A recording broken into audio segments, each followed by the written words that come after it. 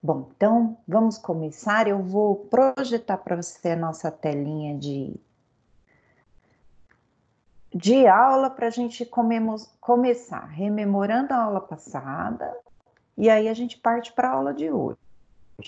Estou projetando a tela aqui, eu só peço, não vou ficar toda hora te chamando, mas eu peço só para você, caso você não esteja vendo a tela que eu estou falando, a tela que eu me refiro, você só me dá um alô, tá? Professora, você está falando, mas a tela não está aparecendo. Para melhorar aqui, para me ajudar. Bom dia, Fernanda, bem-vinda. Vamos começar. Olha só. Na Bom aula dia, passada. Mar. Bom dia, tudo bem? Tudo. Então vamos começar a nossa aulinha aqui. Vou rememorar a aula passada e, gente, não me deixem de jeito nenhum esquecer que eu pedi uma atividade para vocês. Eu vou começar a falar e daqui a pouco eu falo dessa atividade. Eu vou mostrar no AVA, porque nós temos que fazer uma atividade para o bimestre, né? Mas eu pedi uma atividade bem simples para vocês redigirem um texto para mim e já passo para vocês. Eu vou falar de alguns temas hoje. Quando eu terminar o primeiro tema, acho que já deu tempo da galerinha chegar. Estamos chegando aos poucos. E aí eu falo para vocês, porque vocês vão ter uma semana de prazo para me entregar. Mas é simples, é tranquilo, vocês vão fazer rapidinho essa atividade. Bom dia, Jeane. Bom dia, bem-vinda à nossa aula. Vamos Bom começar dia, então professora. Bom dia, agora. colega.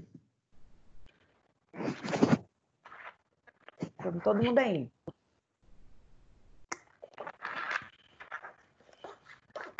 Vamos lá. Na aula passada, nós falamos sobre os efeitos da condenação. Disse para vocês que a pessoa, uma vez condenada criminalmente, ela vai ter efeitos principais e efeitos secundários. E aí, leigamente, a gente pode acreditar que existam efeitos principais, né? Que são o fato da pessoa cumprir a pena, né? Ter que executar a pena, ser entregue à reclusão, à detenção, ter liberdade segregada ou ter que pagar a multa. Esses são os efeitos principais. Mas nós vimos que a mácula de uma condenação, olha que palavra bonita, o pesar de uma condenação, ele vai muito além do efeito principal, que é a perda da liberdade. Ele pode ter alguns outros efeitos. E esses outros efeitos nós chamamos de efeitos penais ou extrapenais. Lá nos efeitos penais, uma condenação da vida da pessoa vai gerar vários tipos de efeito. E os principais, eu dei vários exemplos para vocês, e o principal vai ser a reincidência. A reincidência vai piorar a vida da pessoa se ela cometer um outro crime depois dessa condenação. Outros efeitos penais são: vai ser mais difícil para essa pessoa conquistar alguns benefícios, já que a nossa lei privilegia as pessoas primárias. As pessoas que têm alguma condenação anterior vão exatamente sofrer os efeitos dessa condenação anterior. Então, o tratamento vai ser mais rigoroso. Esses são os efeitos penais. Porém, nós temos alguns efeitos que são extrapenais. Eles estão fora do métier do direito penal. Eles vão reverberar lá para o direito civil, lá para o direito administrativo, e essa condenação vai surtir efeitos em outras esferas também. Nós falamos que se um crime for cometido contra o tutelado, o curatelado da pessoa ou o próprio filho, essa pessoa pode perder o direito sobre esse tutelado, curatelado ou filho. Ele vai perder o direito do poder familiar sobre aquela pessoa, né? Só que esse é um efeito específico extrapenal, e os efeitos específicos extrapenais, eles precisam ser motivados, eles não são oriundos de qualquer sentença, né? Tanto esse como a inabilitação do direito de dirigir, caça a CNH da pessoa, ou outro efeito extrapenal específico, a perda do cargo, função. Nós vimos que O juiz, para aplicar esses efeitos na condenação, ele precisa motivar na sentença. Não é oriundo de qualquer tipo de condenação, como os efeitos genéricos automáticos, né? Aí eu falei para vocês que um dos principais efeitos automáticos da condenação é a obrigação de reparar o dano à vítima. A vítima, ela vai ter direito de ser ressarcida se ela teve algum prejuízo, seja ele de ordem financeira ou algum prejuízo que ela teve de ordem corporal. Imagina só, quebrei o braço lá do meu amiguinho, ficou 1 ano sem poder trabalhar. Esse valor tem que ser ressarcido para essa vítima. Então, são os efeitos genéricos, o juiz não precisa nem colocar na sentença e essa vítima pode ir lá na justiça civil atrás dessa indenização pelo crime. E para isso, nós comentamos na aula passada que vai servir o advogado, que a gente chama de assistente de acusação. O assistente de acusação, ele vai trabalhar no processo penal com vistas lá na frente à indenização pelo crime, que a gente vai chamar de ação civil ex delito. Então, esses da aula passada foram os efeitos da condenação. Condenação, repetindo, não é somente cumprir a pena, ela vai surtir vários outros efeitos.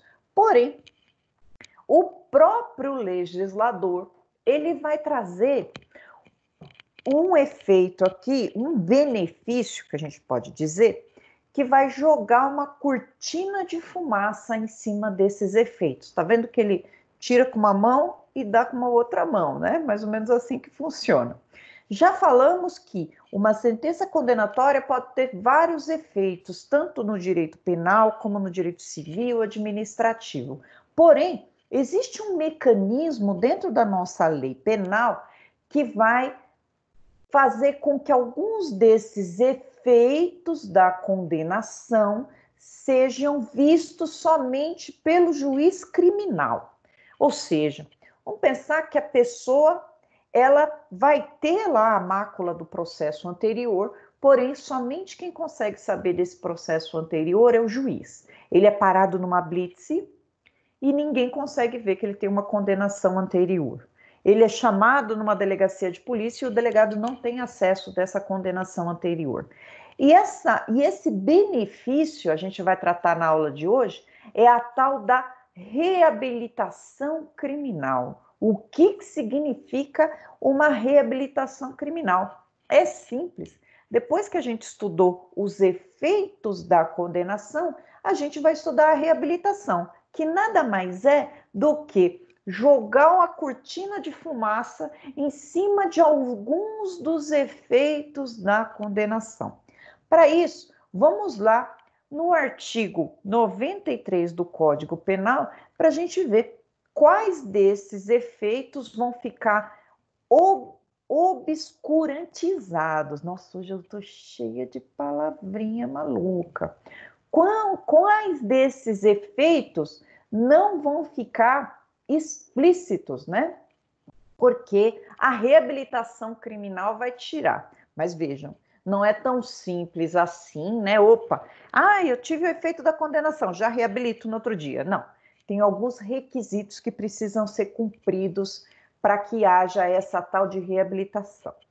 A origem desse instituto de reabilitação seria: você cometeu um crime, nosso cliente cometeu um crime hoje, cumpriu essa pena e 2 anos após o cumprimento da pena, ele ainda carrega o estigma de ser um condenado ou um ex-presidiário. Esse estigma, às vezes não, várias vezes, ou toda vez, ou sempre, vai fazer com que essa pessoa tenha menos valor perante a sociedade, o que impede essa pessoa de conseguir um emprego ou de se restabelecer, de se reerguer. Então, a função aqui vai ser: eu vou apagar esses efeitos, na verdade, eu não vou apagar, eu vou colocar um impedimento, não é qualquer um que vai ter acesso à sua vida passada, réu, porque você merece, você está se reabilitando. Porém, Se você praticar um novo crime, a justiça criminal ela tem ciência da sua vida pregressa. A gente está só disfarçando para a sociedade. Na verdade, é essa a reabilitação. Vamos estudar aqui, vamos ler nos artigos o que tal de reabilitação é essa, né? Vocês vão ver que vai ser campeão de audiência para vocês. Depois dá uma olhada lá na tabela de honorários da OAB, a gente pode olhar lá quanto custa para fazer uma reabilitação para o nosso cliente. É um pedido simples, não tem audiência, é só provar os requisitos aqui da reabilitação e pedir. Se o juiz disser que não tem, que os requisitos não foram cumpridos, você vai lá, refaz o pedido, já colocam mais requisitos ali, uma hora sai. Vamos lá ver o que é isso aqui. Reabilitação. A reabilitação alcança qualquer pena aplicada em sentença definitiva. Pode ser pena de 40 anos, vai caber. Assegurando ao condenado, olha aqui o razão de ser, né? O sigilo dos registros sobre processo e condenação.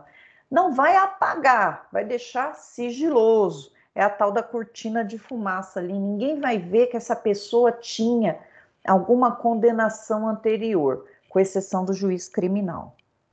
A reabilitação poderá também atingir os efeitos da condenação previstos no artigo 92 desse código.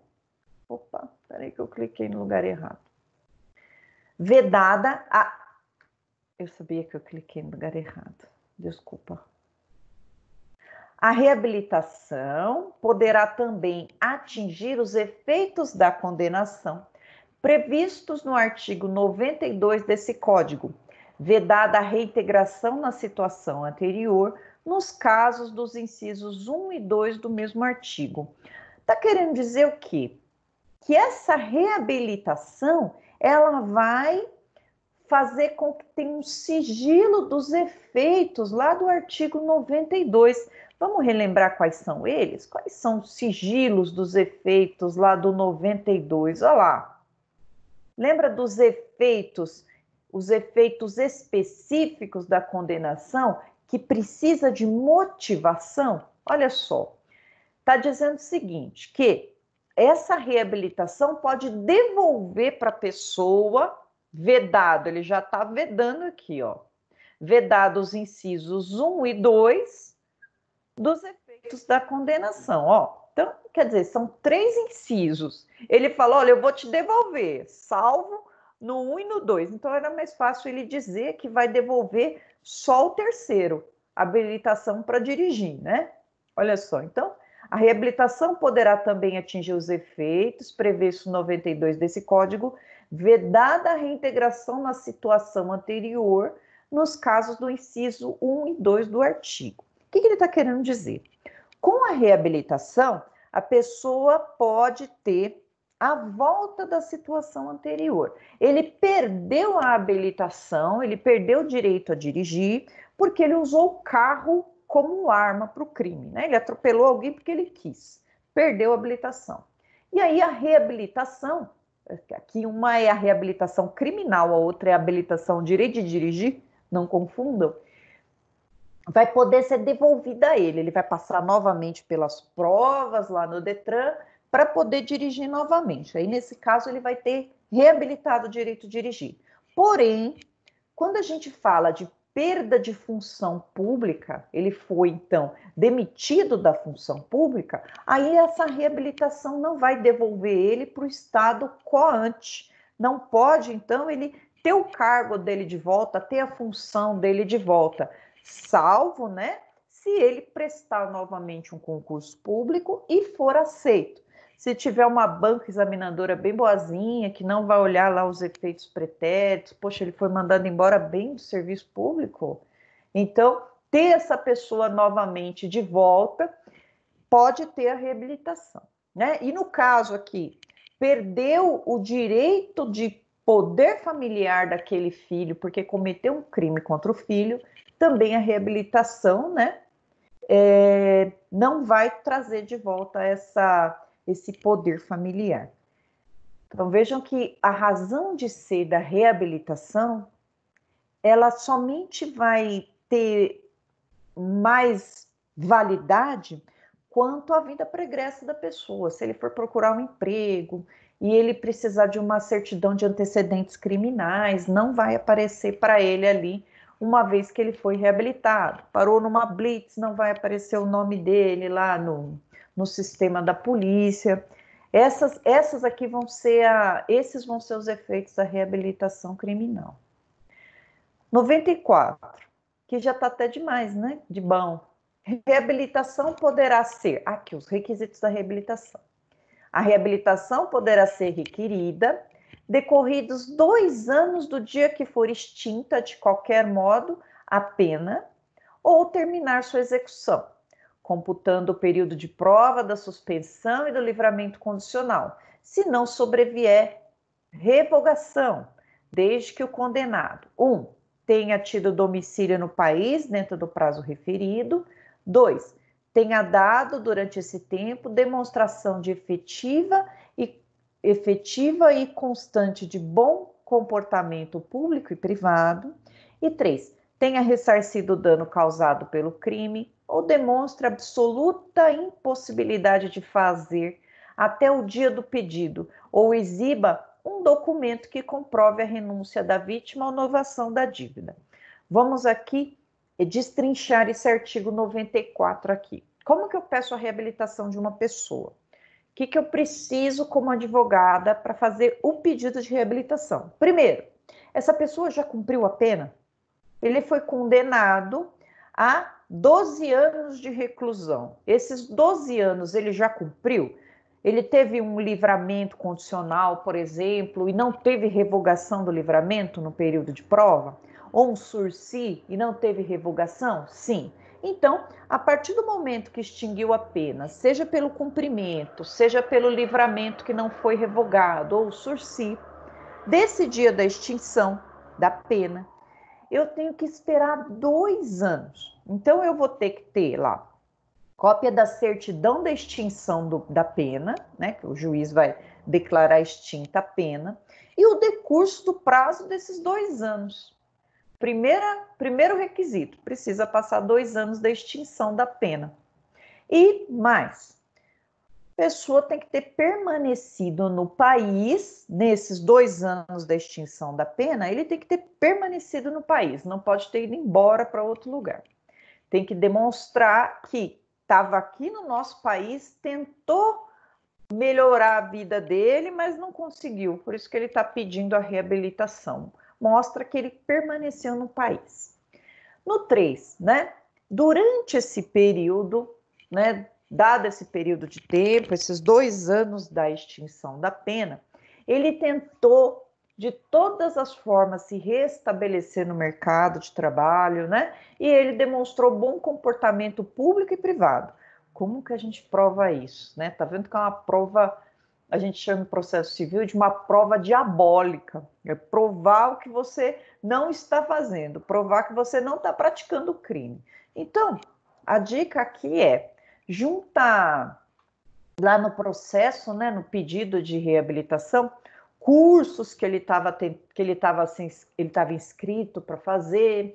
Poxa, ele se inscreveu num curso na faculdade X, ou ele estava fazendo cursos online, alguma coisa que demonstre que ele está querendo melhorar de vida. Ou junto à carteira de trabalho, ele conseguiu um trabalho registrado, estava trabalhando em alguma coisa, testemunhas, né, que comprovem, que contem dessa vida que ele passou depois do cárcere, que ele estava tudo bem, que não arrumou confusão com ninguém. Alguma demonstração, ó, nesse segundo, efetiva e constante de bom comportamento público e privado. É um negócio bem difícil, né? Então a gente consegue comprovar falando para a pessoa, ó, se inscreve em algum curso, tira um histórico, né? O ideal seria um histórico só com notas boas, né? Que essa pessoa teve durante esse período, o juiz, então, vai ter fundamento para dar procedência no pedido. 3, essa parte aqui é a parte referente à reparação do dano para a vítima, né? Lembra que eu falei para vocês que um dos efeitos extrapenais genéricos que atendem a todas as sentenças que tiveram vítimas com prejuízo, o réu precisa pagar esse prejuízo, ele precisa devolver a situação anterior à vítima. Se foi uma lesão corporal, se foi um roubo, se foi um estelionato, precisa ressarcir essa vítima. E nesse terceiro requisito aqui, precisa provar, salvo impossibilidade absoluta, ou seja, extrema pobreza, que ele ressarciu a vítima dos prejuízos.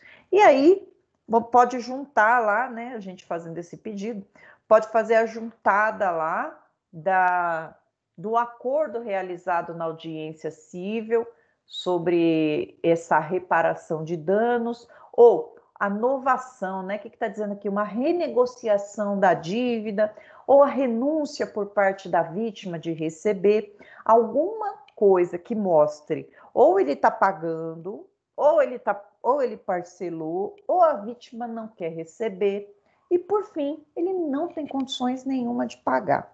Esse terceiro requisito vai dizer assim: e aí? E o dinheiro da vítima, como que ficou? O que você resolveu?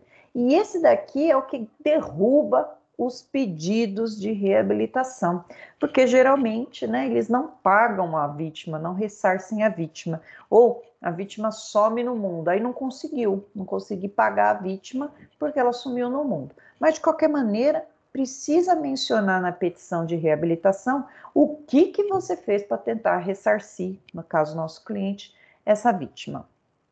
No parágrafo único da reabilitação, negada a reabilitação, ou seja, você não preencheu algum dos requisitos ali, poderá ser requerida a qualquer tempo, desde que o pedido seja instruído com novos elementos comprobatórios dos requisitos necessários.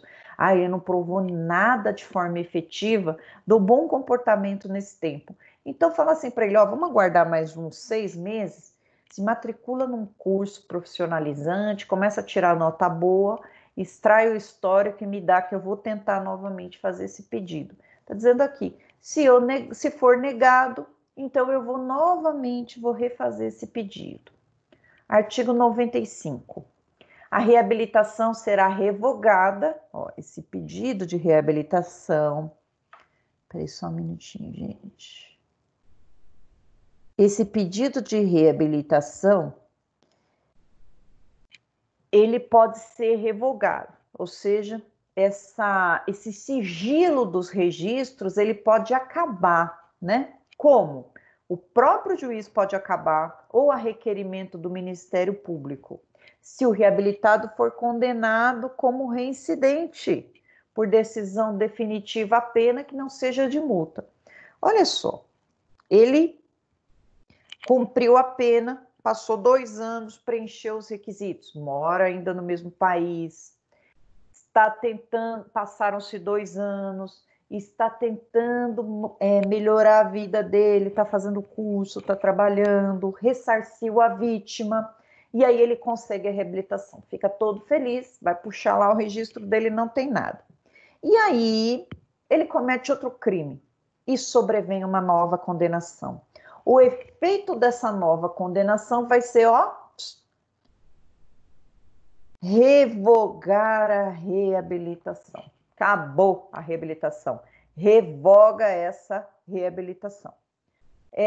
Observações importantes. Essa condenação, essa nova condenação, que tem esse efeito forte de revogar, ela precisa ser uma condenação definitiva, e a pena dela tem que ser de pena privativa de liberdade ou restritiva de direito. Então, não pode ser somente uma pena de multa. Essa não tem força para revogar a reabilitação. Pedido. O pedido da reabilitação, ele vai ser feito lá no juiz de primeira instância, mesmo se a condenação for no tribunal. O competente é lá o juiz de primeira instância, que eu vou lá, pego o juiz que condenou, faço o pedido de reabilitação, provo todos esses requisitos aqui, faço esse pedido para o juiz. Vamos pensar na situação de uma pessoa que tenha mais de uma condenação anterior, né? Vamos pensar crime continuado, ou num concurso, um concurso material de crimes, ou várias condenações durante os anos passados, né? E uma delas ele extinguiu a pena, e já faz 2 anos que ele extinguiu a pena. Pode pedir a reabilitação desse um crime aqui? E a resposta é não. Por quê? Porque não vai ter sentido. Imagine uma pessoa cuja condenação anterior... Tem gente que... alguma coisa voou no meu olho. Cujas condenações anteriores, tenham 10 condenações anteriores.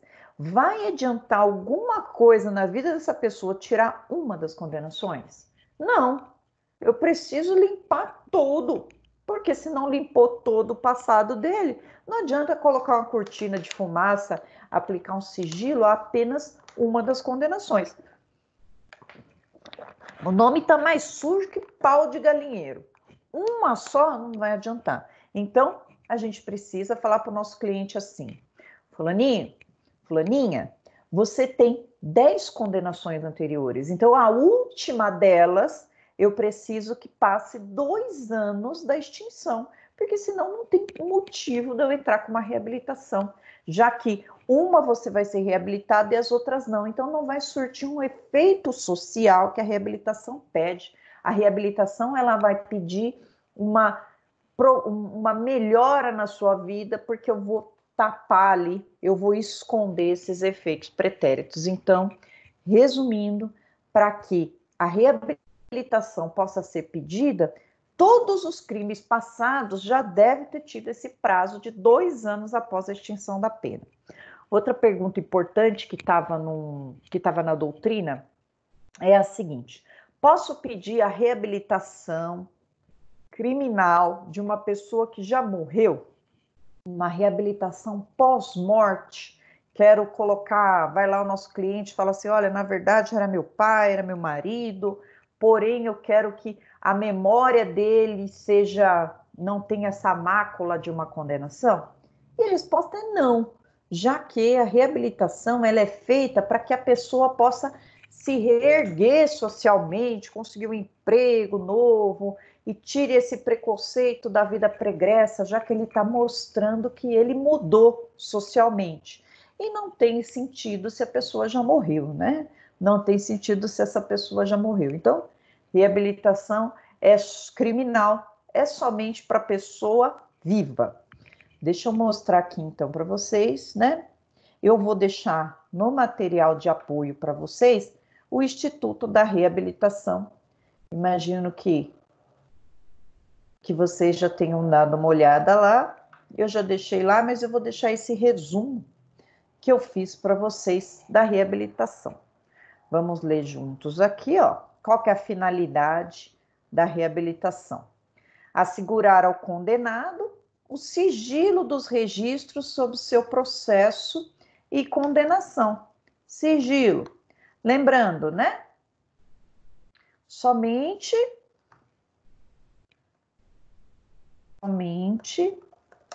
o juiz criminal, né, qualquer juiz, terá acesso. 2. Extinguir os efeitos secundários extrapenais específicos da sentença penal condenatória, vedada a reintegração na situação anterior nos seguintes casos: perda de cargo, função ou mandato eletivo, não é devolvido a ele, né? Incapacidade para o exercício do poder familiar, tutela ou curatela nos crimes dolosos, sujeitos a pena de reclusão cometido contra o filho. Em resumo, eu só consigo reabilitar ter nova carteira de motorista. Mesmo reabilitado, se o condenado vier praticar novo delito durante o período do artigo 64, será considerado reincidente. Isso aqui é uma coisa importante que eu não falei para vocês. Vamos fazer uma comparação. Vamos fazer uma comparação aqui entre o prazo da reabilitação e o prazo da reincidência, né? Vamos pensar na situação em que a pessoa pede a reabilitação. Ela cumpriu 10 anos de reclusão E aí ela foi passando do regime semiaberto, foi pro aberto, extinguiu a pena. E aí, durante 5 anos, a gente sabe que ela será reincidente. Mas, lá no segundo ano pós-extinção da punibilidade, ela vai pedir a reabilitação e o juiz aceita. Então, passaram-se ali 2 anos e 6 meses que ela cumpriu a pena, ela já está reabilitada. Não tem registro nenhum dos efeitos da condenação.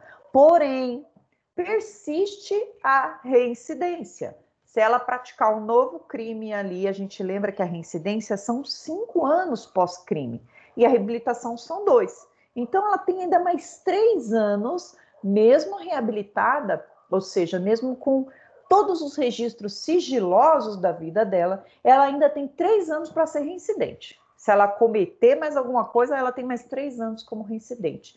E o resto da vida com maus antecedentes. Não vai aparecer, mas ela vai ter essa mácula aí na ficha corrida dela, né? Seja só pelo juiz criminal vendo ou todo mundo, caso ela não peça a reabilitação. Que geralmente a reabilitação, né, vai ser feita por advogado particular, né? A reabilitação não é muito baratinha, não. E aí, geralmente, as pessoas não pedem. Em paralelo a isso, lá no artigo 202 da Lei de Execuções Penais, ela vai tratar o seguinte, está escrito assim no artigo 202. Cumprida ou extinta a pena, não constarão da folha corrida dados ou certidões fornecidas por autoridade policial ou por auxiliares da justiça, qualquer notícia ou referência à condenação, salvo para instruir processo pela prática de nova infração ou outros expressos em lei. Aqui, nós temos lá no artigo 202 da LEP um efeito automático da extinção da pena. Vai dizer assim: não depende de reabilitação, é automático que sumam os registros da pessoa. Porém, a polícia e todo mundo ainda tem acesso a esses registros. Só com a reabilitação que a gente consegue apagar e só deixar o juiz criminal ter acesso. Então, está escrito aqui, o sigilo das condenações, disposto no artigo 202 da LEP, não depende de reabilitação, é automático. Só que ele é mais restrito, né? No entanto, poderá ser quebrado a pedido de qualquer autoridade judiciária e por delegado de polícia. O delegado de polícia tem acesso, qualquer autoridade judiciária tem acesso. No caso do sigilo decorrente à reabilitação, somente pode ser quebrado pelo juiz criminal.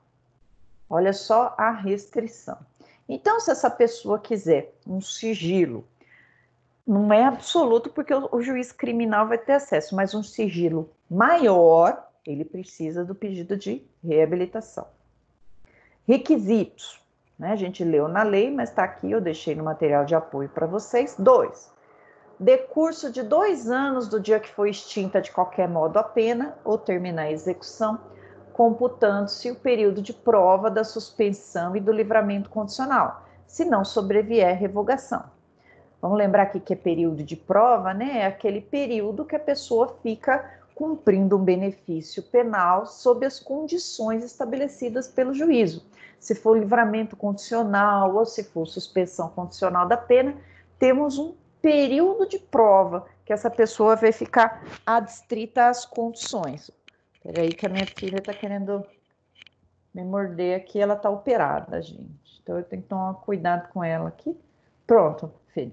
Desde que os aluninhos estão assistindo aula, né? Desculpa aí.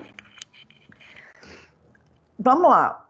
Tenha tido condenado domicílio no país, tenha dado ao condenado durante esse tempo demonstração de efetivo e constante comportamento, bom comportamento público ou privado.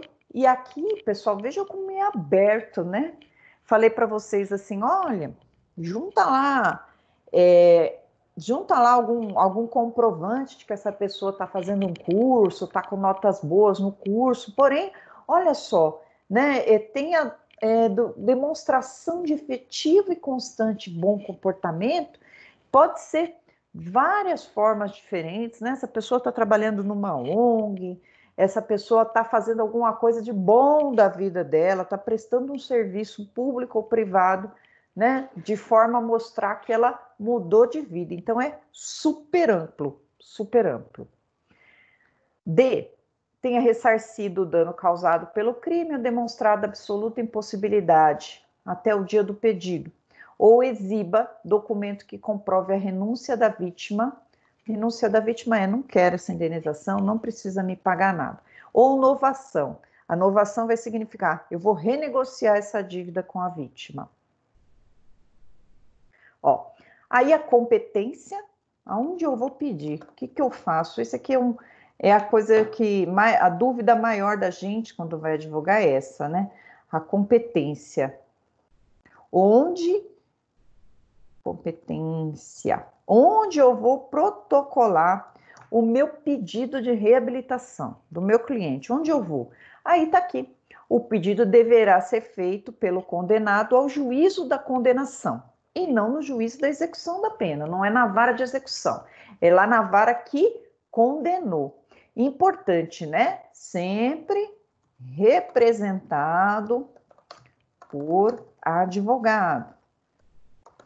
Precisa ser representado por advogado. Para ele ter acesso à justiça, ele precisa ser representado por advogado. Se negado ou concedido o pedido, caberá recurso de apelação. Então, pode negar o pedido. Aqui é um ponto assim mais prático do que outra coisa, né? Vamos pensar que o juiz nega o pedido por dizer que não preencheu os requisitos lá do tal da melhora na situação dele, né? Cabe ao advogado apelar, vai lá para a segunda instância. Ou, se for concedido, cabe ao Ministério Público que não concorda também apelar.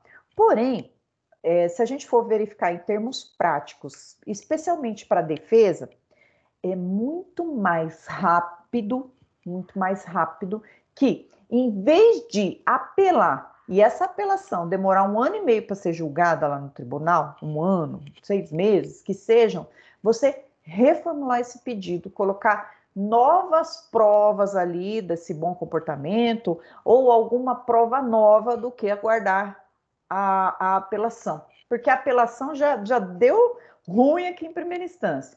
Vai subir lá e eles vão ver o mesmo pedido, as mesmas provas que foram juntadas. Então, a incerteza vai permanecer até esse pedido ser julgado na apelação.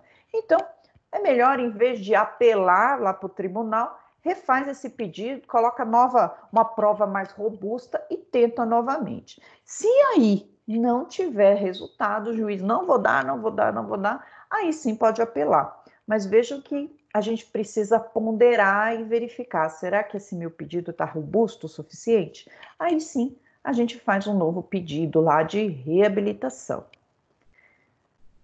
Negada a reabilitação, poderá ser requerida a qualquer tempo, desde que o pedido seja instruído com novos elementos probatórios dos requisitos necessários. Aí, por fim, vejam que esse instituto é bem simplesinho. A reabilitação será revogada de ofício, ou seja, o próprio juiz, ou a requerimento do Ministério Público, pedindo para o juiz, né, para revogar, se o reabilitado for condenado como reincidente por decisão definitiva, pena que não seja de multa. Então, vamos relembrar aqui que a reabilitação ela pode ser revogada também, e revogada a reabilitação vai voltar a aparecer os efeitos anteriores da sentença criminal.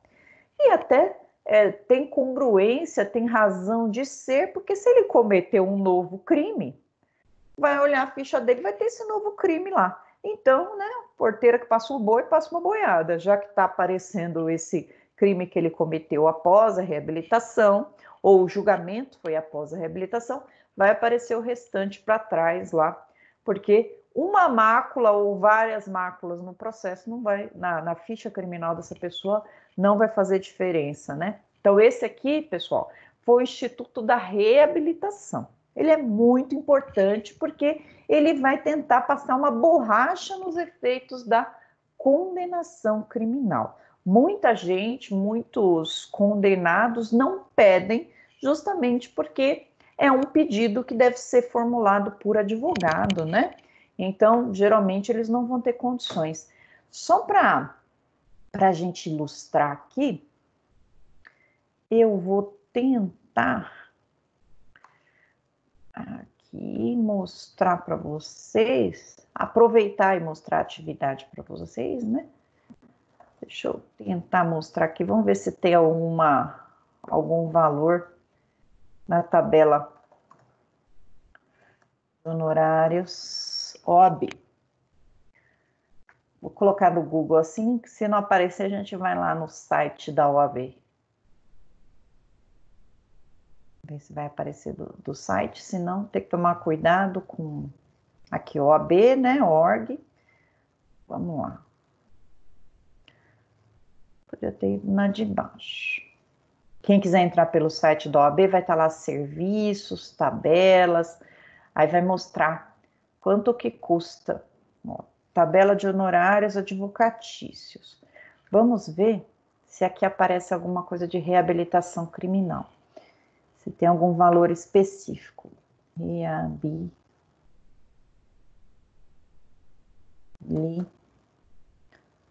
Cadê o C?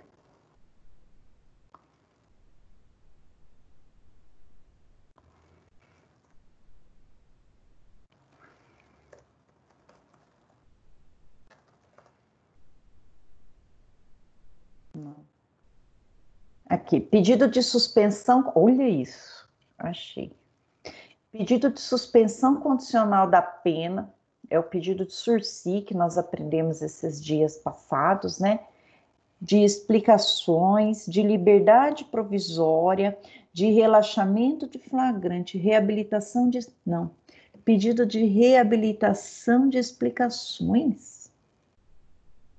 Reabilitação de explicações, será que é isso? Deixa eu ver aqui. De qualquer forma, vai ser R$5.000. Atividades em matéria penal, deixa eu ver se é aquela. Diligência no juizado especial, não. Diligência em termo circunstanciado, atuação no inquérito, ó, 7.000.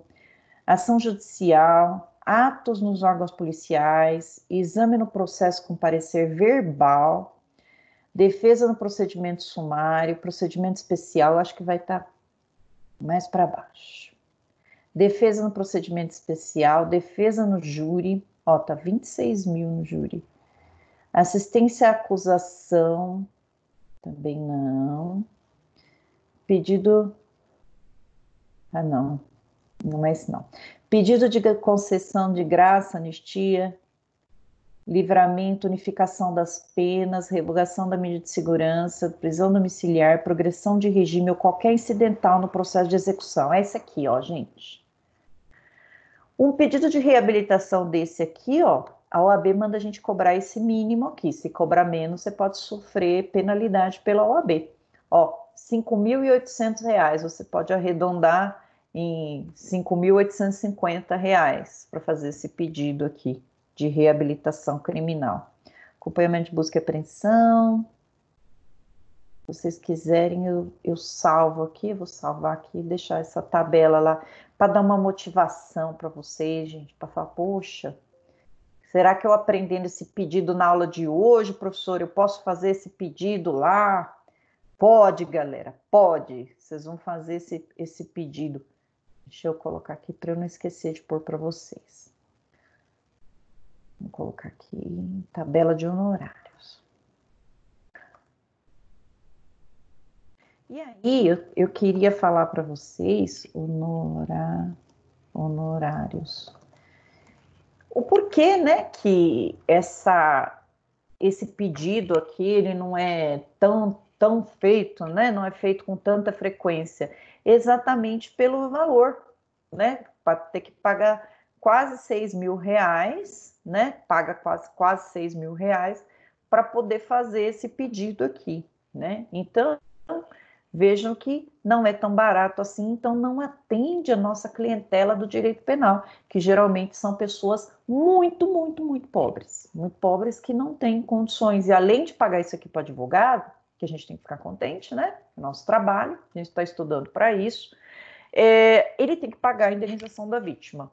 Então vejam que essa pessoa, ela podendo pagar e sabendo desse direito, que muita gente não sabe desse direito de reabilitação, ele vai pegar isso aqui muito feliz, só de toda hora não ser parado por aí em blitzes, já só por causa da mácula anterior dele, né? Então, a pessoa sabendo desse benefício existente, ele vai pagar todo contente. Pode ficar tranquilo que é uma certeza.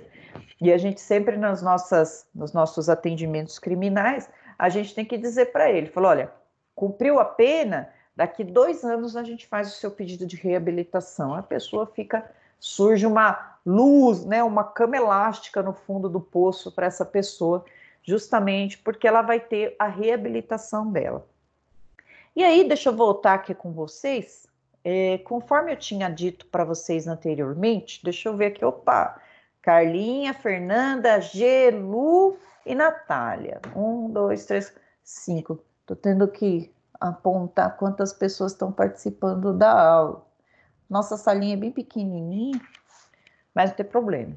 A gente dá aula do mesmo jeito aqui, até melhor, fica um ritmo mais intimista aqui.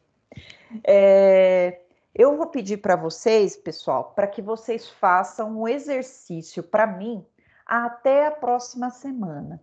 Eu vou mostrar aqui para vocês como que vai ser esse exercício. Ele vai ser, já que por enquanto a gente não consegue fazer isso em sala, né? Vamos fazer ele online. Eu não sei se algum professor fez assim com vocês, com essa plataforma, mas vai ser assim. Opa, peraí. Que vou mostrar para vocês aqui o meu portal do professor, só para mostrar para vocês em que sessão que ele vai estar. Eu estou aqui, ó, na unidade 4, unidade de ensino 4, encontro 13. Encontro 13, que é essa daqui que aparece para eu lançar nessa semana para vocês. Vai estar, então anotem aí que lá na sessão 4, encontro 13, vai ter uma atividade para vocês me entregarem. Eu coloquei aqui prazo 22 de maio, até sexta-feira que vem. Então, até sexta que vem, sem ser essa sexta, na outra, tem bastante tempo aqui, mas eu peço para vocês já façam logo, já tirem isso da frente de vocês, para que vocês me entreguem. O que eu quero que vocês façam? Que vocês respondam. Se precisar voltar e assistir aula de livramento condicional, voltem e assistam, porque eu estou falando isso para vocês lá na aula. E ela está dizendo o seguinte, ó, conceitue o Instituto do Livramento Condicional. O que é livramento condicional? Né? Estou pedindo para conceituar. Aponta as características, quais são as características do livramento, quais os requisitos para uma pessoa poder solicitar um livramento condicional, quando que ele acontece, será que ele pode ser para o réu que está cumprindo a prisão preventiva ou só para aquele condenado, né? Eu quero que vocês expliquem de forma resumida esse Instituto do Livramento. Definindo o período de prova. O que é período de prova? Né? Eu quero que vocês expliquem para mim tudo sobre livramento condicional. E lá no final, essa é a parte mais que vocês vão ter que pensar melhor, né? Estudar para isso. Ao final, avalie se esse instituto é mais benéfico ao reeducando frente à progressão de regimes. Então, eu quero que vocês me digam o que é livramento condicional, o que é período de prova, quais são os requisitos para ter o livramento condicional. E lá no final, diga para mim, olha, livramento condicional é melhor do que o progressão de regime, ou o livramento condicional não é melhor que a progressão de regime. E o porquê disso tudo? Vamos lembrar uma dica aqui nas causas de revogação absoluta, das revogações, as revogações obrigatórias e facultativas, né, absoluta, oh, meu Deus, causas de revogações obrigatórias e facultativas, traição do juízo. E aí eu quero que vocês peguem esse instituto, façam um texto para mim. É para recortar e colar da internet? Obviamente não, né, pessoal? Vamos fazer por merecer estar no 9º semestre. Façam um texto de até 30 linhas, textinho pequeno, e vocês vão postar para mim. Como, pessoal? Como vocês vão fazer isso? Tá aqui, ó. Máximo 30 linhas, envie o seu texto nesse link. Você vai aqui, ó, pegar esse link, copiar, ó. Não serão avaliados textos recortados e colados da internet, prazo 22 de maio. Eu tô colocando isso aqui para todo mundo, tá, pessoal? Não é exclusivo para vocês, né? Essa história de não pode recortar e colar da internet. Ó, recortei e colei o link. Olha aonde que ele vai me remeter. Às vezes esse link é safadinho, ele não funciona. Se não funcionar, vocês avisem a Jeane, que é a representante de vocês, e ela vem me falar e eu dou uma olhada, tá? Porque conosco não tem rosco. Olha lá, atividade de direito penal, exercício dissertativo valendo ponto de atividade de sala de aula. Coloco o nomezinho de vocês, né? Não tem como adivinhar se não colocar. E o semestre, eu dou aula para manhã e para noite, então eu preciso que vocês coloquem aqui o semestre e o turno. Aí vai por lá, eu sou a Fernanda Lima, depois do bronzeado, 9º semestre manhã. Aí vai lá, faça seu texto, depois digita o seu texto aqui e envia. Lá no envio vai aparecer uma frase de confirmação e acabou. Super simples aqui esse textinho, quero que vocês respondam as perguntas. E, obviamente, para responder essa pergunta, você tem que estar ok com a matéria. Você tem que saber o que é livramento condicional e se ele é melhor ou pior do que a progressão de regimes. Não vou adiantar essa resposta. Imagino que vocês já saibam, porque eu repeti umas 342 vezes esse instituto aqui para vocês. Combinado, menino? Olha só, são 9h22. Eu vou fazer um intervalinho. Posso fazer um intervalinho só de 5 minutos, que eu preciso ir no banheiro? E volto rapidão para a gente continuar e a gente termina um pouquinho mais cedo. Pode ser, meninas? Eu volto já já, então. Só o tempo de ali voltar. Deixa eu deixar aqui sem barulho e a gente já volta.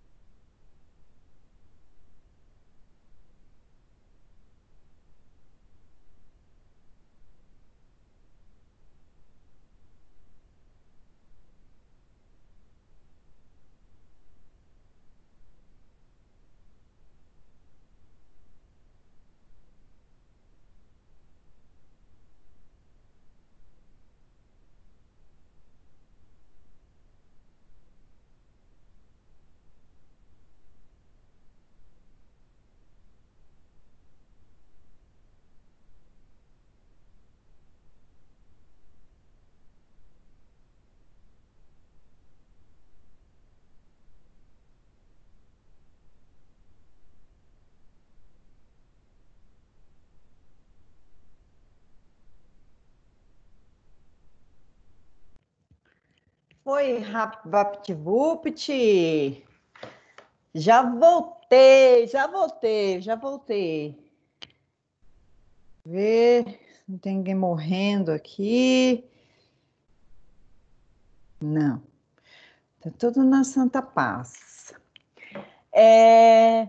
Carla, Fernanda, Jeane, Luciana, Natália, vocês ouviram, entenderam o trabalhinho da semana? Ok, meninas? Eu entendi, Ok, professora.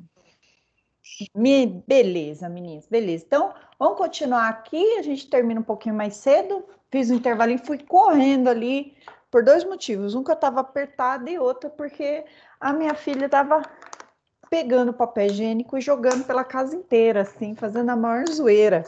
E eu tenho medo dela se enforcar. Deus me livre, passa tudo pela cabeça da gente que é mãe, né? Vamos lá, deixa eu compartilhar aqui. Ok com a reabilitação criminal, gente? Vocês entenderam esse instituto? Viram como dá para ganhar um dinheirinho com esse instituto aí? O precinho dele é bom, lá na tabela da OAB. Ficou alguma dúvida quanto ao Instituto da Reabilitação? Instituto facinho. Opa, peraí, gente, desculpa. Pronto. Vou passar agora para a gente estudar medidas de segurança. Quero terminar a medida de segurança com vocês. Por quê? Na próxima aula, a gente vai começar a falar sobre ação penal e extinção da punibilidade. Daqui até o fim do semestre, seja online ou seja presencial, a gente vai ficar sabendo essa semana, né? Seja, nós vamos voltar presencial nesse bimestre. Nós vamos falar dos institutos finais. Eu acredito que com o ritmo das aulas, né, eu estou conseguindo dar bastante matéria para vocês, eu consiga hoje terminar a medida de segurança, que também é um instituto simples, e na próxima aula eu consiga falar de ação penal e inicie extinção da punibilidade. Então, mais 3 semanas acabam a matéria. O que eu vou fazer? Começo a fazer revisões gerais para vocês, né? Lembrando que vocês estão num trabalho efusivo de OAB, então a gente vai lembrar dos institutos gerais que a gente tem para fazer. Vamos lá, então? Vamos para as medidas de segurança. Vou compartilhar com vocês aqui. Eu vou compartilhar com vocês aqui a minha tela para a gente falar das medidas de segurança. O que é medida de segurança? Medida de segurança. Medida de segurança, pessoal, é um tipo de punição. Nós temos pena e, do outro lado, medida de segurança. A natureza jurídica da medida de segurança é tratamento curativo, não é ressocialização e punição, como na pena. Para quem é destinada a medida de segurança? Para os inimputáveis, mas doentes mentais. Para a gente poder relembrar esse instituto e saber onde eu encaixo no direito penal as medidas de segurança, vamos lembrar da teoria do crime. Teoria do crime. Inclusive, pessoal, teoria do crime é a base do nosso direito penal, né? A nossa teoria do crime, para a OAB, ela é tripartida. Tripartida. O que isso significa? Ela é dividida em 3 partes. Eu tenho fato típico,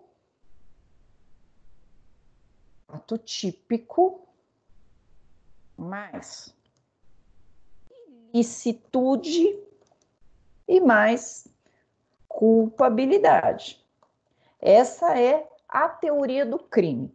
Dentro do fato típico, eu tenho conduta, vamos relembrar, resultado. Inclusive, se eu conseguir terminar a nossa matéria de execução, a gente fala um pouco da teoria do crime para relembrar. Conduta, resultado, nexo causal e tipicidade. Para que tenha fato típico, eu preciso reunir esses 4 elementos. É uma das vertentes do crime, né? Se são 3, cair uma, não tem crime. Ilicitude, né? o crime, o fato típico pressupõe ilícito, ou seja, para que uma pessoa, para que tenha fato típico, ele também precisa ser ilícito, ou seja, ele precisa também ser contra a lei. Mas existem algumas circunstâncias que excluem a ilicitude. Aí aqui vai ser ilícito o crime desde que ele não seja realizado em legítima defesa,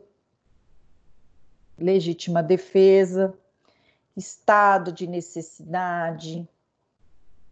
Quais são as mais causas que excluem a ilicitude? Exercício regular de direito, estrito cumprimento do dever legal. Essas são as causas de exclusão da ilicitude. Mas onde a gente precisa chegar aqui, que vão estar a medida de segurança, vai estar na culpabilidade. Culpabilidade. Quem que é o agente culpável, né? Por exclusão, não é culpável o menor não é culpável. O doente mental,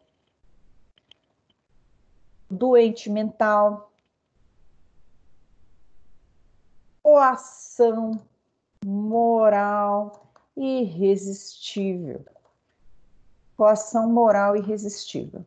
E a medida de segurança, ela vai morar aqui, pessoal. Medida de segurança, ela vai morar aqui. A pessoa que ela não é culpável, porque para o sistema penal, né, eu preciso de que a pessoa seja maior de idade, ou seja, maior de 18 anos, não teve uma coação moral irresistível, ela fez porque ela quis, mas ela tem que estar com as faculdades mentais ok. Ela precisa ter consciência do que ela está fazendo. E se ela não tiver, por algum retardamento que torne absoluta essa inconsciência, eu vou chamá-lo de doente mental. Para o doente mental, ele não vai sofrer pena, ele vai sofrer medida de segurança. É isso que a gente precisa lembrar. Então, eu tenho pena e medida de segurança. Nosso sistema penal é chamado de vicariante. Ou ele vai aplicar pena, ou ele vai aplicar medida de segurança. Ele não pode aplicar os dois ao mesmo tempo. E essa parte aqui da culpabilidade, onde ela está? Trouxe para vocês o artigo 26 para a gente relembrar e vai estar assim escrito, ó. O inimputável é aquele que sofre medida de segurança. Quem é essa pessoa? Onde vive? O que ele come, né? Olha só. É isento de pena, ou seja, ele vai sofrer uma medida de segurança. O agente que, por doença mental ou desenvolvimento mental incompleto, totalmente alheio à realidade, não sabia o que estava fazendo, não podia se determinar, ou retardado, ou seja, semi, né? Era, no tempo da ação ou da omissão, inteiramente incapaz, não fazia ideia do que estava fazendo. Inteiramente incapaz de entender o caráter ilícito do fato ou de se determinar diante desse entendimento. Nesse caso aqui, pessoal, o juiz não vai condenar, o juiz vai absolver. Ele vai ter uma absolvição. Mas essa absolvição é a chamada absolvição imprópria. Imprópria. E por quê? Porque ele vai ter uma medida de segurança. Ele vai ser internado. E o tratamento dele vai ser curativo. Diante da nossa, eu escrevi tudo, menos curativo. Curativo. Diante da periculosidade dessa pessoa.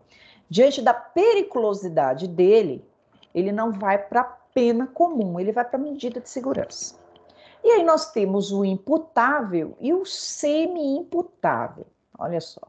Nesse caso aqui, né, que antigamente a gente chamava de o 13, né?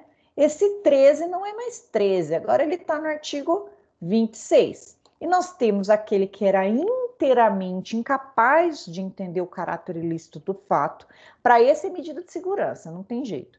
Mas nós temos o semi-imputável. E para o semi-imputável, o juiz vai decidir. Ou ele aplica a pena com uma redução obrigatória de pena, lá na terceira fase de dosimetria, ou ele vai aplicar a medida de segurança. Lembra que o sistema é vicariante, que é o contrário do duplo binário? Vicariante significa o juiz não pode aplicar pena e medida de segurança, ele tem que escolher uma ou outra. Ou ele vai aplicar para o semi-imputável, meio doido, pena com uma redução, ou ele vai aplicar a medida de segurança. Vamos ver quem que é esse personagem aqui do direito penal. Está lá no parágrafo único do artigo 26.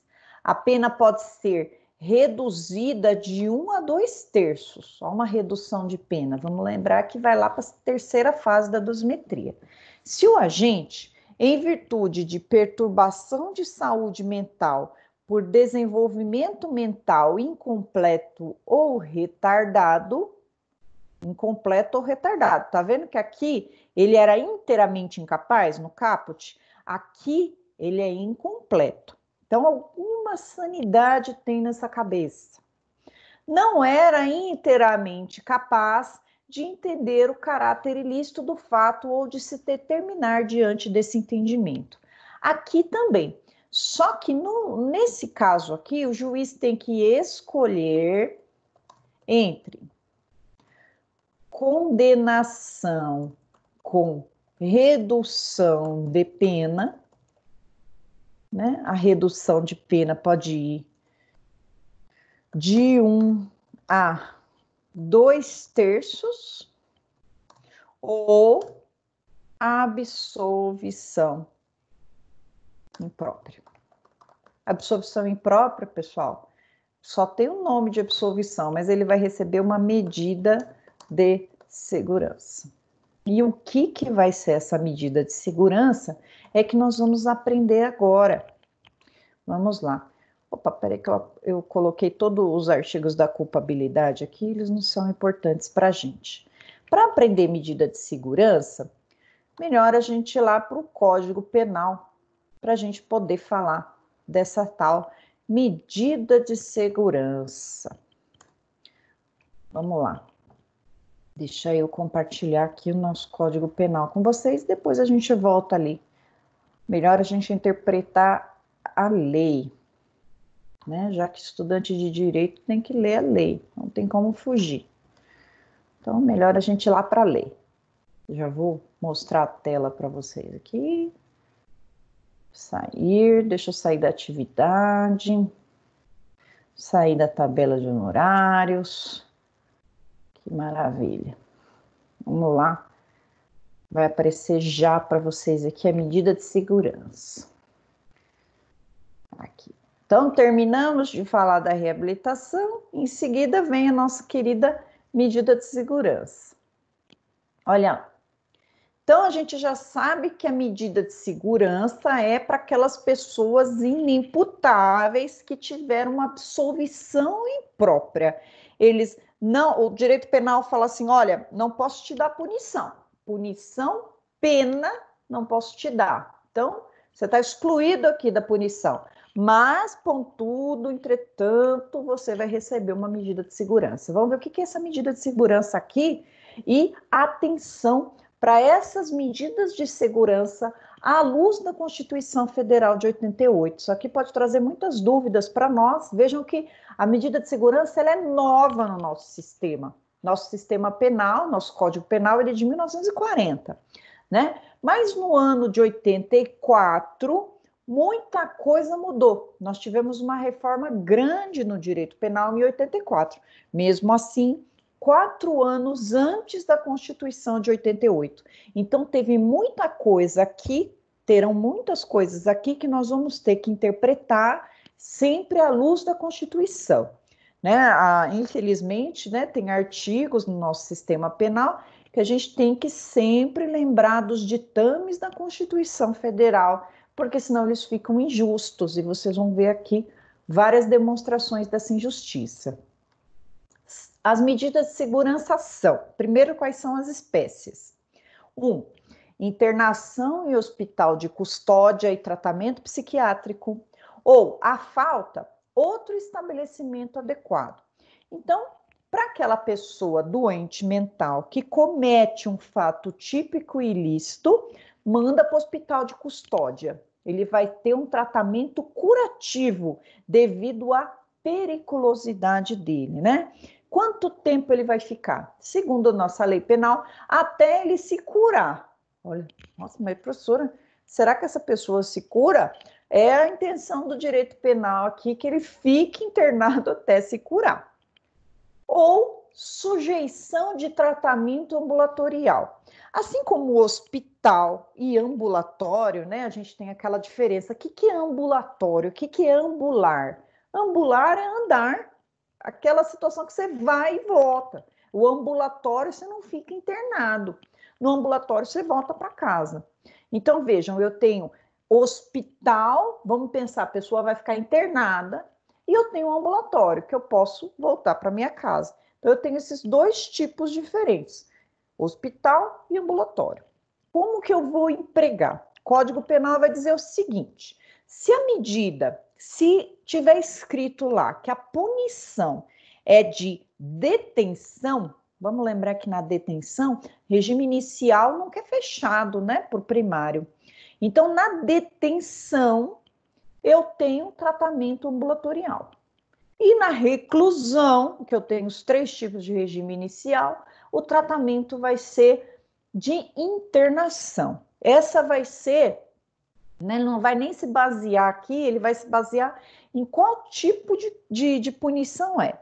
Detenção eu mando para o ambulatório, reclusão eu mando para internação. Vai ser assim o critério que o juiz vai usar segundo o Código Penal. Parágrafo único. Extinta a punibilidade, não se impõe medida de segurança nem subsiste a que tenha sido imposta. O que significa esse parágrafo único, né? Ele é importante para descrever o seguinte: a prescrição, que vai ser um tema que nós vamos estudar daqui uma aula ou duas, ela vai servir também para medida de segurança. Quando que pode aplicar a medida de segurança, essa punição chamada medida de segurança a uma pessoa? Enquanto o Estado tiver o poder punitivo. A partir do momento que extinguir essa punição pelo decurso do tempo, não cabe mais o Estado fazer nada, mesmo se essa pessoa continuar doida, continuar maluca por aí, o Estado não pode fazer mais nada, porque existe um tempo para o Estado tomar atitude. Vamos lá. Vão parando, se vocês tiverem alguma dúvida, vocês vão interpelando, tá, pessoal? Imposição da medida de segurança por inimputável. Como que se impõe? Se o agente for inimputável, vamos lembrar lá do artigo 26, caput, parágrafo 1º, o juiz determinará a sua internação se, todavia, o fato previsto como crime for punível por detenção, poderá submetê-lo a tratamento ambulatorial. Então, veja o que foi aqui. O juiz não vai aferir, segundo o Código Penal, a periculosidade da pessoa. Se ela rasga a nota de 100, ou se é aquela pessoa que você olha para ela e fala, não, é normal, mas ele joga pedra em avião. Então, não vai olhar para a pessoa, mas vai olhar para o crime que ela cometeu. Se ele for punido com detenção, regime ambulatorial. Se ele for punido com reclusão, regime hospitalar e internação. Então, essa que vai ser a divisão do código, né? Que tá errado, né? Deveria levar em conta a situação mental do agente, não o crime que ele cometeu. Mas aí já cairia lá para o direito penal objetivo, né? Você vai punir a pessoa pelo que ela é, não pelo que ela fez, e isso é totalmente contrário à lei. Mas se a gente for pensar num tratamento, a gente precisa olhar a doença para poder tratar, né? Essa aqui é a crítica da doutrina, né? A crítica da doutrina é nesse seguinte sentido: se você olha para doença, qual que é o tratamento melhor para essa doença, né? E é o juiz quem vai dizer o tratamento melhor para a doença. Por isso que esse tratamento na medida de segurança tem que ser acompanhado por profissionais da saúde. prazo, esse aqui, sem dúvida, quando a gente fala de medida de segurança, sem dúvida, a principal controvérsia da doutrina é acerca do prazo. Olha só, por quê? E aí a gente vai ver que ele está totalmente contra a Constituição Federal. Parágrafo 1º. A internação ou tratamento ambulatorial será por tempo indeterminado. Tempo indeterminado? Pena com tempo indeterminado, Código Penal. Punição com tempo indeterminado, Código Penal. Se a Constituição está falando que é vedado pena de caráter perpétuo, determine isso daí. Aí essa daqui foi a briga do século, né? Não existe punição com tempo indeterminado no nosso sistema. De um lado, vem as vozes dizendo, literalmente, né? Dizendo que de esquizofrênico. Opa, mas espera aí, a periculosidade pode passar, essa pessoa pode viver mais 50, 80, 90, 100 anos e ela vai continuar sendo doente mental, não vai terminar. E então tem que ser indeterminado, porque enquanto permanecer, ela vai ficar lá presa. Aí, no outro lado, a gente vê no lado da pessoa humana, né, no termo garantista, nós vamos dizer o seguinte.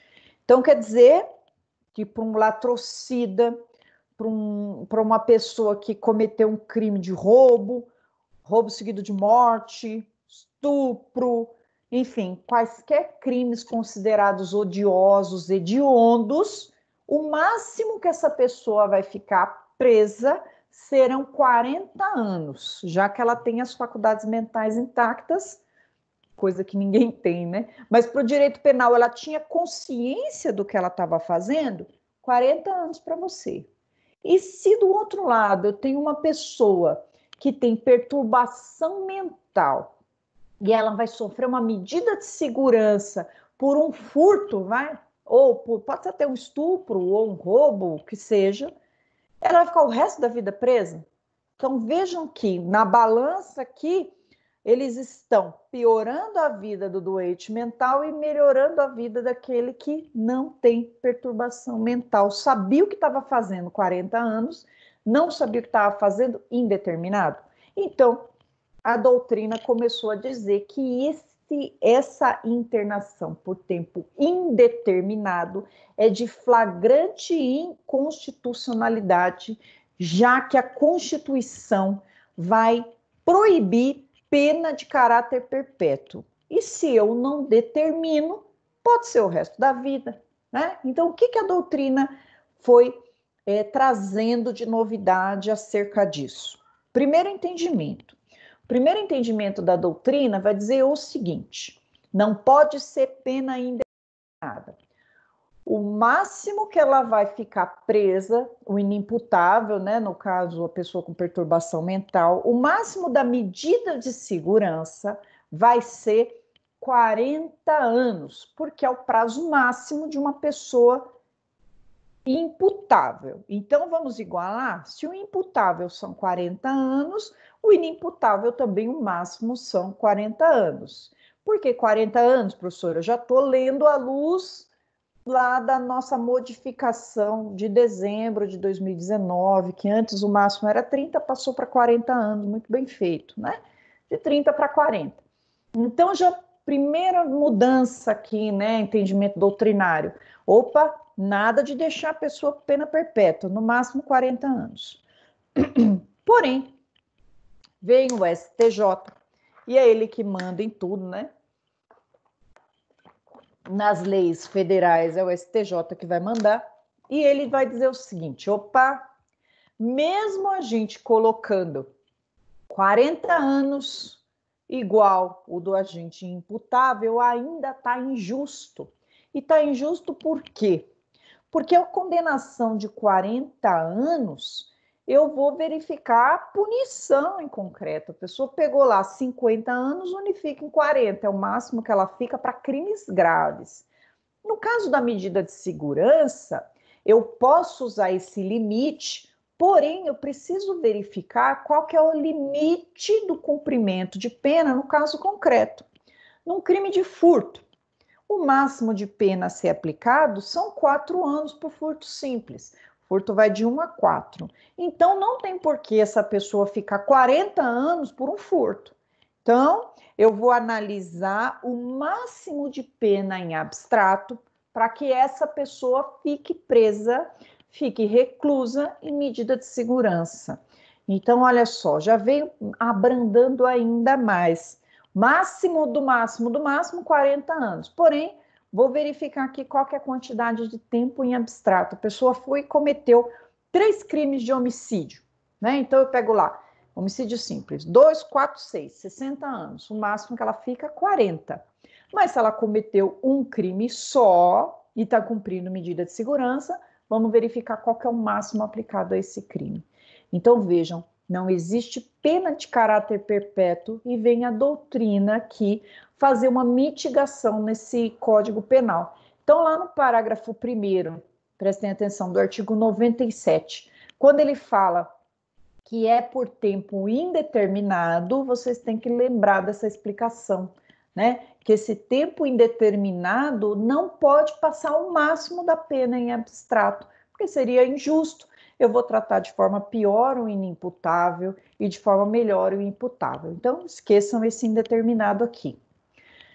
Perdurando enquanto não for averiguada, mediante perícia médica, a cessação da periculosidade.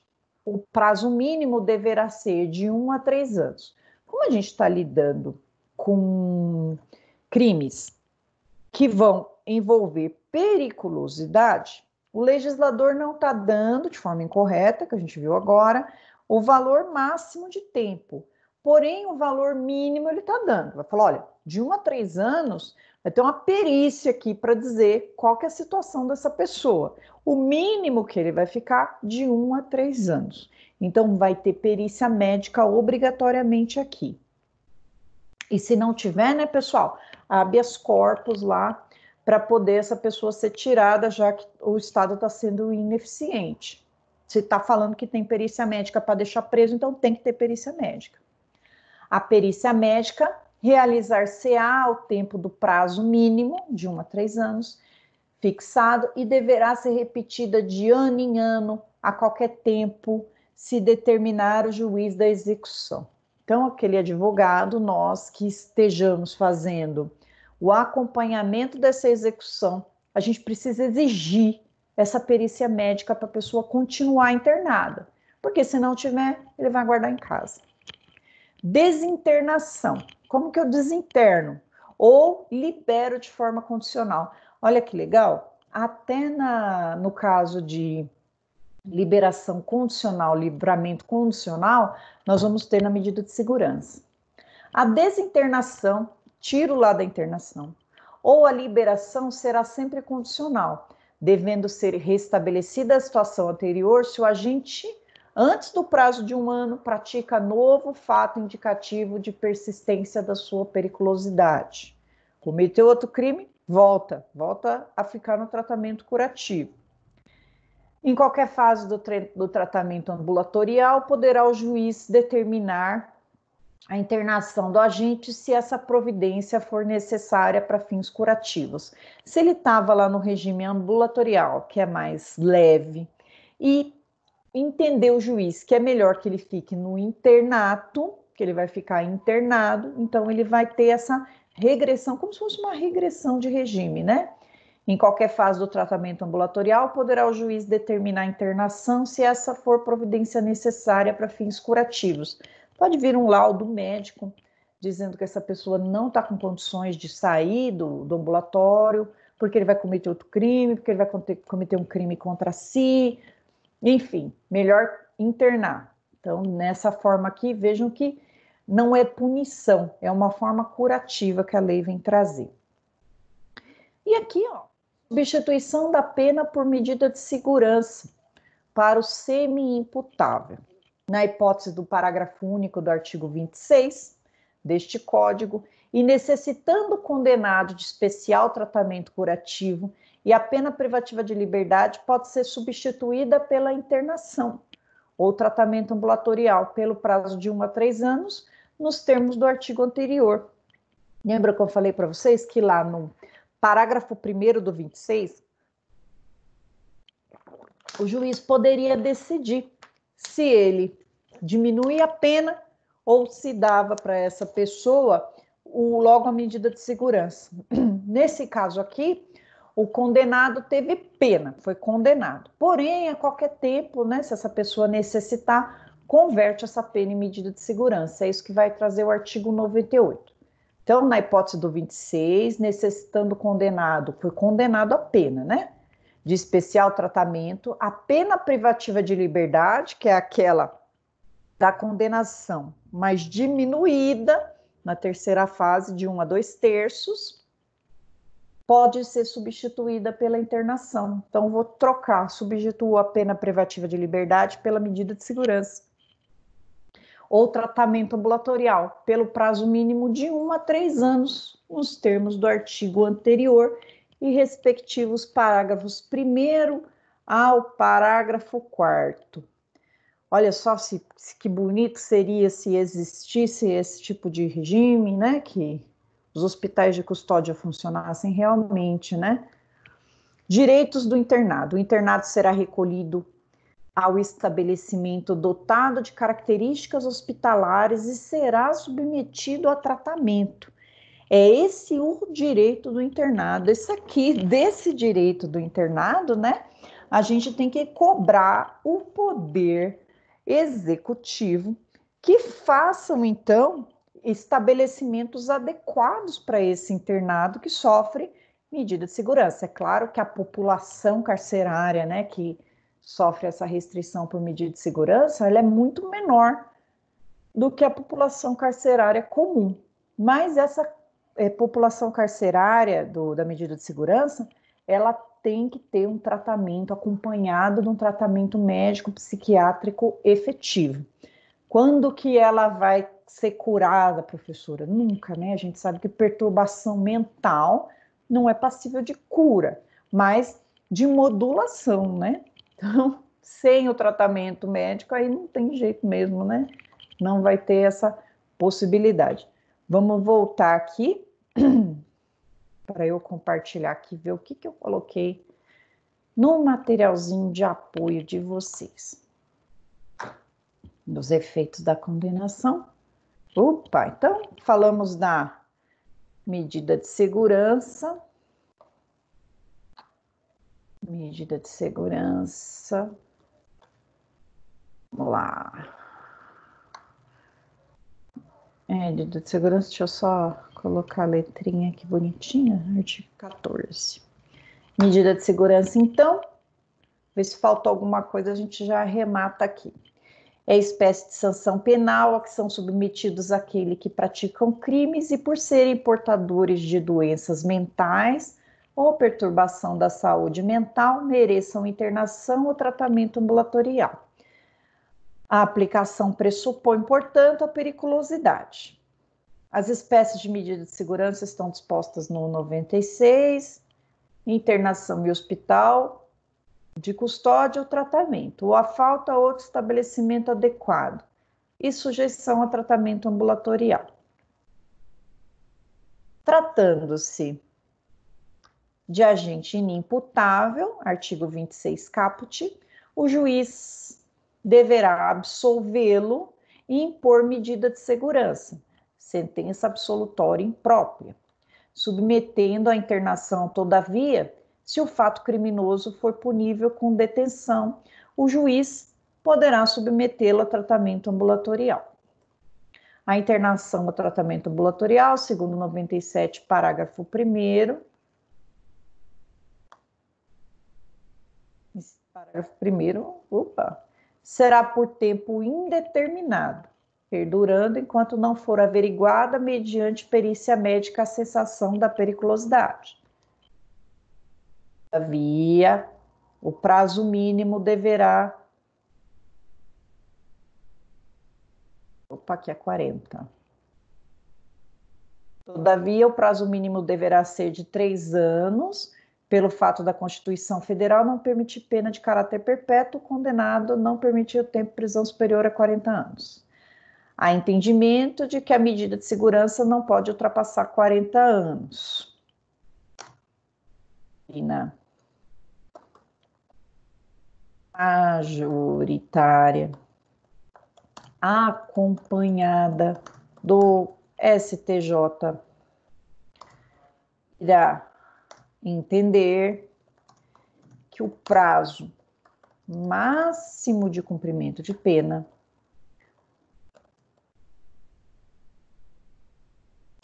medida de segurança, né? Não pena. Não poderá ultrapassar o máximo pena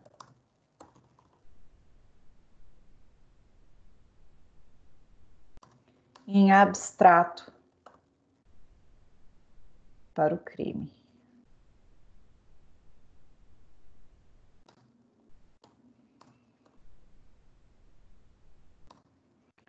Então, nada de pena perpétua aqui.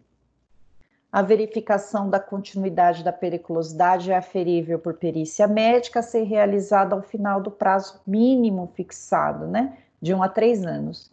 E verificada a continuidade, deverá ser repetida de ano em ano, a qualquer tempo, se o juiz da execução determinar. Parágrafo 2º.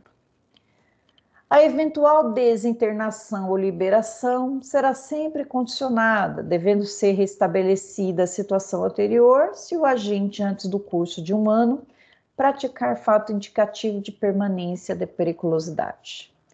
Em qualquer fase do tratamento, poderá o juiz determinar a internação do agente, se essa providência for necessária para fins curativos.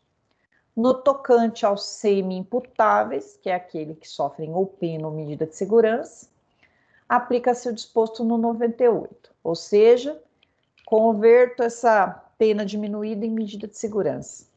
Assim, o juiz deverá condenar o agente e diminuir a pena de 1/3 ou 2/3 em seguida, se o agente necessitar de eventual tratamento curativo, substitui a pena privativa de liberdade por internação ou tratamento ambulatorial, pelo prazo mínimo de 1 a 3 anos, nos mesmos moldes no 97. Trata-se da aplicação do sistema denominado unitário ou vicariante, pelo qual, aplicada a pena privativa de liberdade com obrigatória redução de pena, ao semi-imputável deverá o juiz optar ou pelo cumprimento de pena ou pelo cumprimento de medida de segurança, internação ou tratamento ambulatorial, os quais não podem ser cumulativas. O sistema do duplo binário é aquele que acumula uma mesma pessoa pena, medida de segurança, né? Mas o nosso sistema é unitário ou vicariante, então o juiz tem que decidir, ou vai ficar, ou vai ter pena, ou vai ter medida de segurança. Os dois não é possível. Então, eu vou colocar esse materialzinho de apoio aqui para vocês, lá na área do aluno. E dúvidas acerca desse instituto, nós falamos hoje de reabilitação criminal e sobre medida de segurança, que é a pena, entre aspas, para os inimputáveis, para aquelas pessoas que não entendem o caráter ilícito do fato, seja de forma total ou parcial, e elas não vão ser recolhidas no presídio igual o imputável, né? Para eles vão ter um tratamento adequado. Pode ser no mesmo estabelecimento? Pode, mas tem que ser numa ala diferente, adequada a essas pessoas aqui com transtornos psiquiátricos. Da minha parte, estou aqui aberta às perguntas de vocês, pessoal, que eventualmente vocês tenham e devem ter aqui acerca desses dois institutos aqui novos para vocês, da reabilitação e da medida de segurança. Alguma pergunta, pessoal, sobre o trabalho? Alguma pergunta sobre medida de segurança e reabilitação? E façam agora, nesse momento. Oi, Gê. Oi, professora, para mim está tranquilo. O trabalho Ótimo. é para pegar na próxima segunda, não é isso? Isso, eu coloquei o prazo dia 22 lá, mas se puder fazer na segunda, para mim vai ser melhor, que eu já lanço a nota de vocês, tá? Tá ok, obrigada. Caso alguns atrasildinhos aí não façam, eu deixo o trabalho lá até dia 22. Depois disso vai ser encerrado lá. Então façam o mais breve possível, até porque todos os professores vão passar trabalho para vocês. Então aproveitem para fazer logo os que estão à disposição já. Legal? Então, obrigada, gente. Se não tiver mais perguntas, eu desejo uma ótima semana e até quinta-feira a gente se encontra de novo aqui na nossa live. Beijão para vocês e obrigada pela companhia de vocês. Lu? Não, só ia agradecer, professora, pela aula. Obrigada. Eu que agradeço. Tudo de bom. Tchau. Beijão para vocês. Deixa eu Beijo. desligar a gravação aqui. Obrigada, meninas. Fiquem com Deus. Uma ótima semana.